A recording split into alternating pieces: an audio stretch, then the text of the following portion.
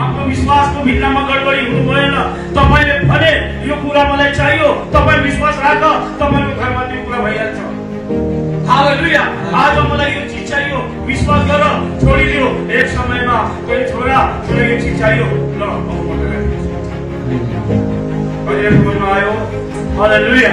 परमेश्वरले भन्छ कि तेरो विश्वास डगमगाउनु भएन, तेरो विश्वासमा कमी घटी हुनु भएन। अगर तैले विश्वास गर्छस् भनेपछि म तेरो लागि आकाशको झरोकालाई खोल्छु। हालेलुया। मेरो प्रियो, हामीले विश्वास गर्नु जरुरी छ। तर हामी भन्छौँ हामीलाई विश्वास छ, विश्वास भएन त चर्चमा आए, विश्वास भएन किन नआए?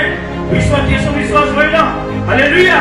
विश्वास भन्ने तपाईको भित्रमा यो जीवन पूरी गरेर प्रभुलाई दिने। हालेलुया।